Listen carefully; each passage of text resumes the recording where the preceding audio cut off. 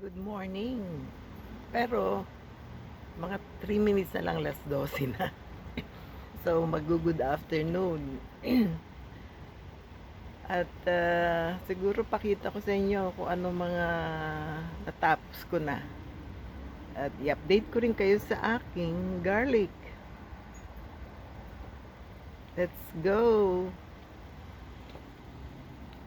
Ito yung aking nga palang kalamansi. Na pinapasok ko yan pag winter. Kaso bago mag-summer, ubos na yung dahon niyan. Pero tubo ng tubo. Ako, ilang taon na, 3 taon na yata ito. Yan ang aking kalamansi.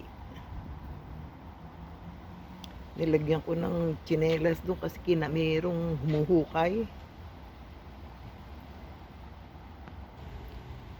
Punta tayo sa harap. Pakita ko yung garlic. Yan ang fall. Ito mukhang ubos na yung kanyang dahon. Pakita ko rin sa inyo ang aking geranium na pulang-pula. Look! Ang sikreto lang pala niya ay lagyan ng fertilizer every week or 2 weeks. So, yan na itsura ng harap.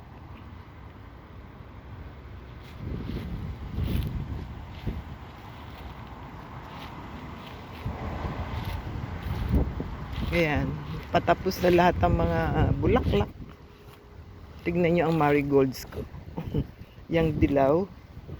Pinuno ko lahat yan ng marigolds. Tapos to naman snapdragons.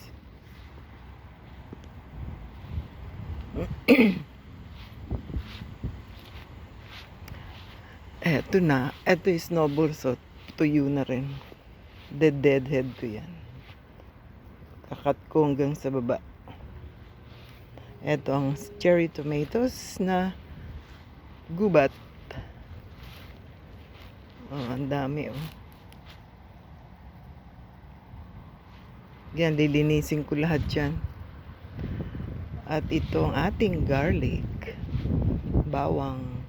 Itong mataas na yan, tinanim ko yan October 1st. Tapos, nagtanim ulit ako bago magtapos ang October. Ayan, no? Tumutubo na. So, ang total niyan, siguro mga 170 cloves of garlic. Tapos, pag lumamig na talaga, lalagyan ko siya ng mulch. Yung mga dry leaves, yun. Yung mga dry leaves na ganyan.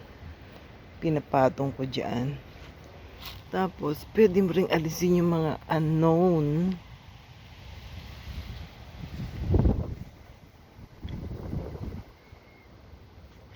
Ito, bumigay na rin, dry na rin yung aking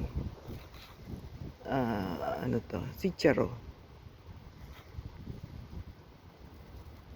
Magiging yan, buto. Pwede mo itanim next year. Mabubuhay yan kung tuloy-tuloy yung aking tubig. May snowballs din dito. That's hydrangea. So, yan ang sa side ng bahay. Yan ang itsura ng side ng bahay. Gusto ko kasing taniman lahat yung space na pwede. Eto to Begonia. Iyan ang kanyang seeds. Oh. Natutunan ko ngayong taon na to. Bala ko puro begonia naman na ilalagay ko next year. Ganyan parang mga puti. I-harvest ko ulit yung mga niya seeds. Kuha tayo ng seeds. Pakikita ko sa inyo yung seeds. Ito siya, yung dry na ganito. Meron siyang seeds. Ayun yung pulang yan na maliliit. Yan ang seeds niya. Ang dami niya. Oh.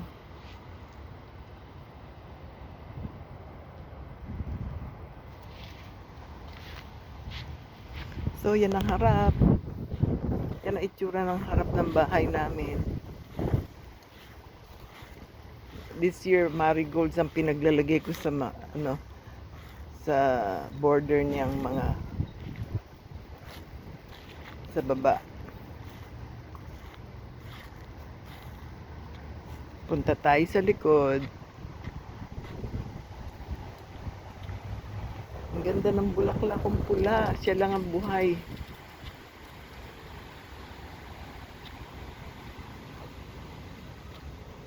Puntahan natin ang likod. Pakita ko sa inyo yung aking tinatayong project na raised bed para sa strawberries. Ito yung strawberries ko nasa lapag.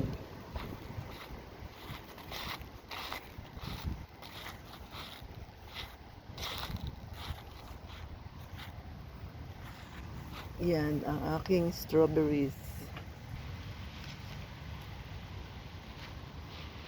Ngayon, mas maigi kung naka-raised bed siya. Ito namang aking bed feeder, nilagyan ko ng tali dahil sa lakas ng hangin, bagsak ng bagsak. Ito, nilagyan ko ng tali. Kanina daming ibon binidyo ko na kaso papalitan ko. Ang daming ibon kanina yan, tagal kong binidyo. Ito na itsura. Ayan ang raised bed kong bago. Aayusin ko pa at hindi pa ako tapos. So, naumpisahan ko na. Lalagyan ko pa ng ganitong kahoy yung mabawat joints niya. Ayan, itong clay na to galing doon sa loob na hinuhukay ko. Ayan. At lalagyan kong liner lahat yung hinuhukay ko. Hanggang dito. At ang nilalagay ko, pagkahukay ko, nilalagyan ko siya ng liner. Tapos, nilalagay ko itong, hinaharvest ko itong compost na lupa dito. Yan, ilalim yan, marami diyang lupa. Masustansya yung lupa niya. So, nilagyan ko dyan. Tapos, bago ko ilagay yung compost na galing doon, nilalagyan ko siya ng kitchen waste. Yung mga pinagputulan ng gulay at prutas. Nilalagay ko rin dyan. Actually, naglagay ako dyan ng ng hasang ng isda. So far, wala naman nakakapasok dito. Siguro makakapasok dito yung maliliit na bubwit. Pero hindi naman nila nahuhukay. So nakita ko, wala namang gumagalaw. So ayan. Ayan ang liner ko yung pinaglagyan ng bigas. Ayan o. Hinukay. Lahat yan, ito lang matitira sa gitna yung daanan ko. So, ito dinurog ko naman dito yung labanos. Yung labanos na halaman, dinurog ko na para madali siya makompose. Radish in English. Ito, hindi ko natuloy na diligan. Kung ito tuloy-tuloy ang dilig nito, marami pa itong ibubungang green beans. Kaso hindi na ako nagdilig, wala kami ng more than 10 days kaya wala, natuyo lahat. Ito, kahapon naman dito, nag-harvest ako ng cherry tomatoes dito. At binigay ko sa anak ko. Namasyal lang mga anak ko dito kahapon from Toronto at Markham. So, pinadalan ko si Aaron ng cherry tomatoes at saka yung marami kong sili. At ibibigay niya sa kaibigan niyang si Manita. na may restaurant. Ito pwede na tong sigurong kuhaning buto ng okra para sa next year pwedeng itanim. Ayan, lilinisin ko yan lahat. Tama na ang size nito. Okay na sa akin tong size na to ng aking cage. Hindi na, may nakapasok minsan dito squirrel. Siguro dito kasi dalawang klase itong aking chicken wire. Itong chicken wire na to ay 1 inch, I think 1 inch. Itong chicken wire na to ay halo siya nung 2 inches. So malamang dito nakapasok yung squirrel. Siniksik niya yung katawan niya dun sa 2 inches na chicken wire. Siguro lagyan ko ng net. So yan ang update ko sa aking project. Ang aking project na raised bed. At ang aking compost. May sili pa rin, no?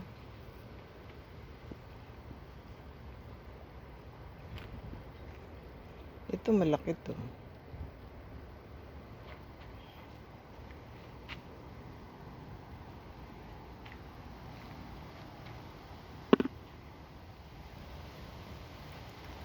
Oh. Eto siguro huhukayin ko na rin para lagyan ng liner.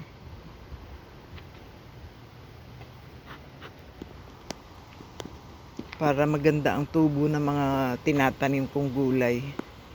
So yan na, yan yung clay na galing nga doon sa hinuhukay ko doon. Dito ko nilalagay. Tapos kukuha tayo ng compost. Yun ang nilalagay ko sa bagong lupa. At next year niya, bago ako magtanim, nilalagyan ko pa yan ng compost galing sa Home Depot. Bumibili pa ako ng lupa para dyan. So, dito na lang. Salamat sa panonood. Thank you for watching. Please don't forget to subscribe, like, and comment. Let me know what you want to hear, what you want to see. Dito ako sa Windsor, Ontario, Canada. Bye-bye!